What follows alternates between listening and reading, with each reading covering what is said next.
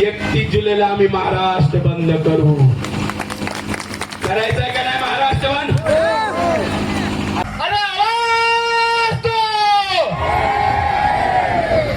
महाराष्ट्र बंद कसा असतो महाराजांना कुणी शिकवू नये कसा करायचा असतो. आम्हीच करू शकतो.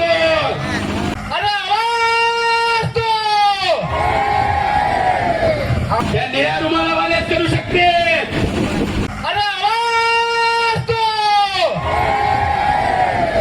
म्हणून आम्ही सुप्रीम कोर्टाला येत नाही. मी जे सुप्रीम कोर्टाच्या विरोधात बोलतोय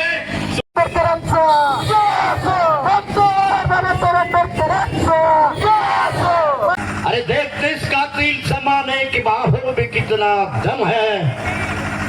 हमें सताने वाले दुश्मनों तुम्हें भी ठोकने के लिए जय भीम वाला भी कुछ कर लगे.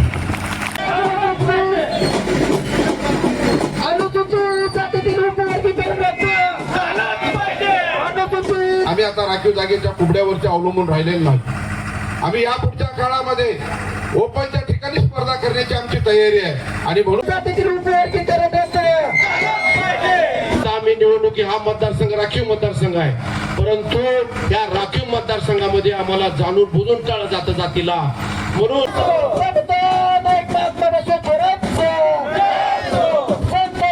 सर्वोच्च न्यायालयानं कुठंही उपवर्गीकरण बंधनकारक केलेलं नाही.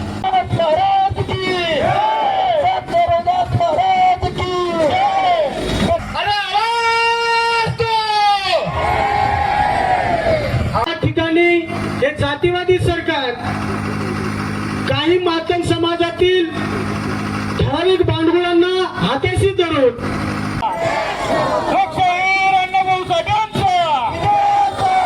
अनुसूचित जातींच्या आरक्षणाच्या उपवर्गीकरणाविरोधात धाराशिवच्या लोहारा येथे हजारोंच्या उपस्थितीत भव्य मोर्चा काढण्यात आला. राज्य सरकारच्या अ, ब, क, ड उपवर्गीकरणाच्या निर्णयाला विरोध करत आंदोलकांनी तहसीलदार रतन काजळे यांना निवेदन सादर करून हा निर्णय मागे घेण्याची मागणी केली. अनुसूचित जाती उपवर्गीकरण विरोधी कृती समिती लोहारा यांच्या वतीने छत्रपती शिवाजी महाराज चौकातून तहसील कार्यालयापर्यंत काढलेल्या या मोर्चात हजारो नागरिक सहभागी झाले होते. आंदोलकांनी राज्य सरकारच्या निर्णयाविरोधात जोरदार घोषणाबाजी केली. निवेदनात सर्वोच्च न्यायालयाच्या निर्णयाचा चुकीचा अर्थ लावून 59 अनुसूचित जातींमध्ये फूट पाडण्याचा प्रयत्न होत असल्याचा आरोप करण्यात आला.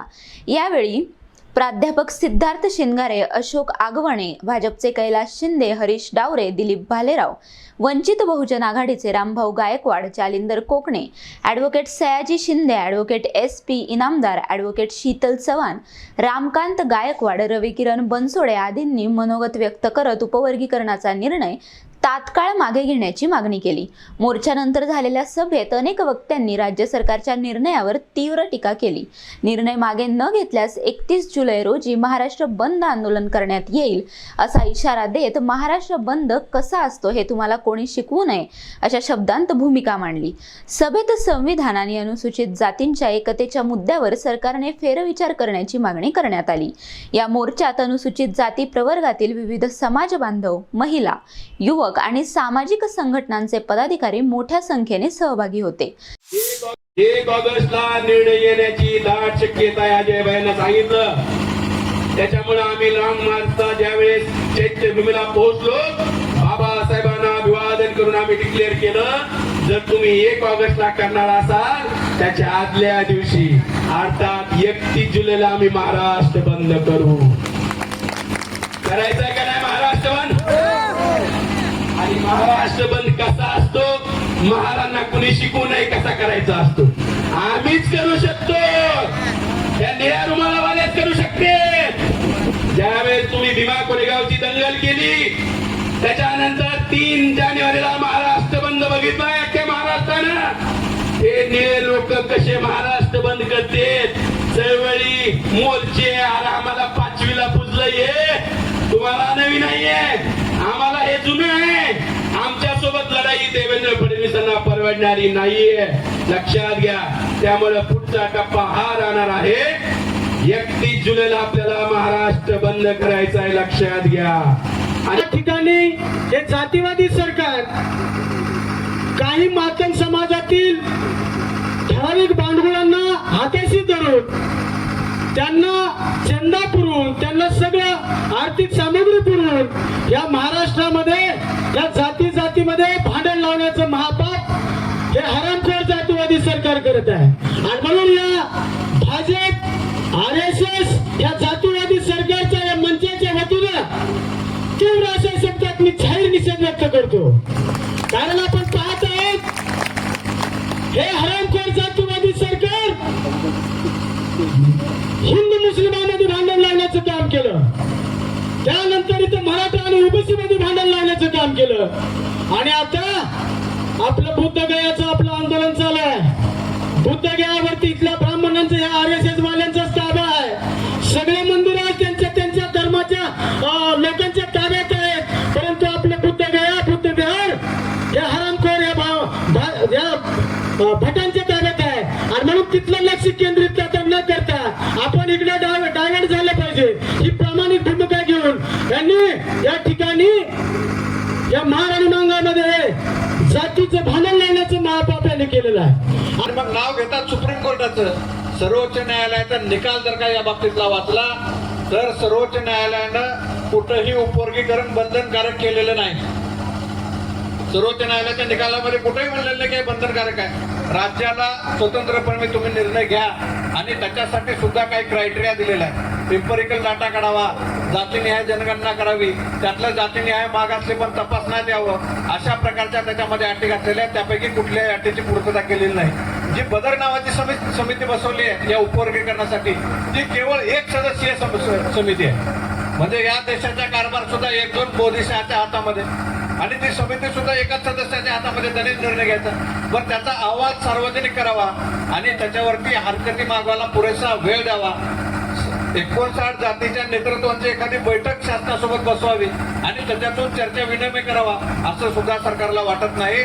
म्हणून आणि या तुमच्या चळवळीच्या पाठीशी सर्व पूर्वगामी विचाराचे पक्ष संघटना, अगदी मराठा सेवा संघ असेल, संभाजी ब्रिगेड असेल, काँग्रेस असेल, राष्ट्रवादी असेल, त्या सर्व संघटना आपल्या पाठीशी आहेत. मी सर्वांच्या वतीनं तुम्हा सर्व भीमसैनिकांना शब्द देतो की या लढ्यासाठी आमच्या परीनं जेवढं योगदान देता येईल ते त्या योगदान आम्ही तुमच्या बरोबर देऊ आणि तुमच्या खांद्याला खांदा लावून या चळवळीमध्ये राहू. एवढा एक आपल्याला डॉक्टर बाबासाहेब आंबेडकरांनी स्वतंत्र मतदारसंघाची मागणी केली होती. बाबासाहेबांनी त्यावेळी स्वतंत्र मतदारसंघ का मागितले होते? आता आम्ही निवडणुकी हा मतदारसंघ राखीव मतदारसंघ आहे, परंतु या राखीव मतदारसंघामध्ये आम्हाला जाणून बुजून टाळलं जातं जातीला. म्हणून आपल्याला भविष्य काळात स्वतंत्र मतदारसंघाचीच मागणी करायची आहे. आपल्याला आता आरक्षणच्या ह्याच्यात त्या भानगडीत फिरायचं नाही. मी आपल्या पुढे जास्त बोलणार नाही. बांधवांनो, 28 तारखेला धाराशिवला 28 तारखेला धाराशिवला लातूर सारखा प्रचंड असा मोर्चा आपल्याला काढायचा आहे.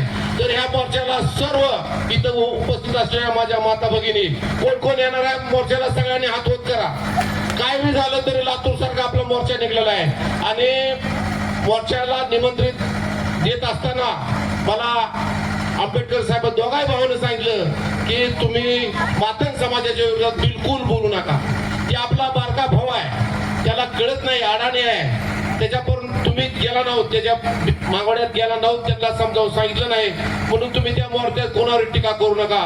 तरी मी आपल्याला या ठिकाणी आवाहन करतो की आपण जेवढे या ठिकाणी उपस्थित आहात तसंच तुम्ही या धाराशिवला 28 तारखेला सर्व माणसं मोर्चाला घेऊन या, अशी मी या ठिकाणी विनंती करतो. आणि माझे मातंग बांधवाचं जे गैरसमज झालंय की आम्हाला काय मिळालं नाही, अरे बाबांनो, लक्ष्मण ढोबळे काय होता, तुमचा जयवंत जावळे काय होता, तुमचा दिलीप कांबळे काय झाला, तुमचा तो दुसरा बागवे काय झाला, रमेश बागवे. आणि तुमच्या विरोधात जेव्हा रमेश कदमनं तिकीट आणला त्यावेळेस त्याला जेलमध्ये घालायची रणनीती कोण आखली? पहिलं हे तुम्ही तुमच्या समाजामधलं परिवर्तन करा.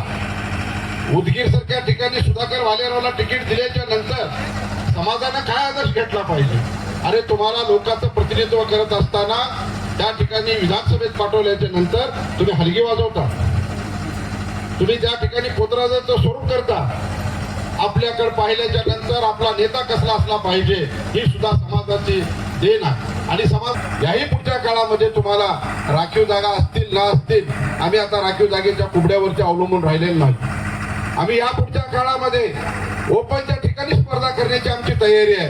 आणि म्हणून आपण सांगतोय की आता कुठल्या कुबड्यावरती आम्ही भीक मागणारी माणसं नाही. आम्ही आता कुठल्याही ठिकाणी चॅलेंज स्वीकारून ओपनच्या ठिकाणी निवडणुका ओपनच्या ठिकाणी लढू, स्पर्धा ओपनच्या ठिकाणी करू. परंतु हे जातीमध्ये द्वेष निर्माण करणं आता बंद करा. आणि देखते इस कातिल जमाने की बाहों में कितना दम है. अरे देखते इस कातिल जमाने की बाहों में कितना दम है. हमें सताने वाले दुश्मनों, तुम्हें भी ठोकने के लिए जय भीम वाला भी कुछ कर नहीं. बाबासाहेब आंबेडकरांची नामांतराची लढाई मराठवाड्याने केली.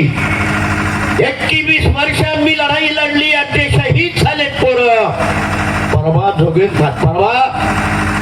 देवेंद्र फडणवीस म्हणाला, मराठ्याच्या आरक्षणाच्या वेळेला जे जे लोक शहीद झाले त्याच्या कुटुंबाला 10 लाख आणि त्यांच्या पोरांना नोकरी. अरे ज्याने बाबासाहेब या देशाला संविधान दिलं रे, बाबासाहेब नसते तर या देशाचे पंतप्रधान नरेंद्र मोदीजी चाय विकणारे तुम्ही पंतप्रधान झाले नसते. देवेंद्रजी बाबासाहेब नसते तर तुम्ही या महाराष्ट्राचे मुख्यमंत्री झाले नसते. आणि त्या बाबासाहेब आंबेडकरांच्या विद्यापीठासाठी काही आम्हाला म्हणायचे, ज्याच्या घरात नाही पीठ त्याला कशाला हवंय विद्यापीठ. आम्ही त्यांची केली नीट, पदरात पाडून घेतलं बाबासाहेब आंबेडकरांचं विद्यापीठ. आम्ही कुठं कमी हो का? जमाना हमें कहे ना कहे, अरे जमाना हमें कहे ना कहे मगर हम जमाने से जरूर कहते हैं. हम जमाने को जरूर कहते हैं, अगर मेरे भीमराज के खिलाफ किसी ने लफ्ज निकला तो उसकी जुबान काट के फेंक देते हैं. बाबासाहेब साठी जगायचं आणि मरायचं आहे. म्हणून हा अधिकार बाबासाहेबांनी संसदेला दिलेला आहे. सुप्रीम कोर्टाने बदमाशगिरी काय केली? सुप्रीम कोर्टाने बदमाशगिरी ही केली, हा अधिकार संसदेचा काढून राज्य सरकारला दिलेला आहे. ही सर्वात मोठी मेक आहे. हे संविधानाच्या विरोधातलं काम आहे. म्हणून आम्ही सुप्रीम कोर्टाला भेट नाही. मी जे सुप्रीम कोर्टाच्या विरोधात बोलतोय, सुप्रीम कोर्ट माझ्यावरती याचिका दाखल करू शकतं. हा कंटेम्प्ट ऑफ कोर्ट केला, मी कोर्टाचा अपमान केला. अरे मी फक्त सुप्रीम कोर्टाचा अपमान करायलोय. सुप्रीम कोर्ट भारतीय संविधानाचा अपमान करतंय. भारतीय संविधान सुप्रीम आहे, सर्वोच्च आहे, ते संविधानाचा अपमान करतंय. म्हणून आम्ही हे लक्षात घ्या. सुप्रीम कोर्ट काय म्हणलं? हे होमोजिनियस नाहीत 59 जातीचे लोक, ते हेट्रोजिनियस आहेत. अरे सचिन बिद्री, NTV न्यूज मराठी, लोहारा, धाराशिव.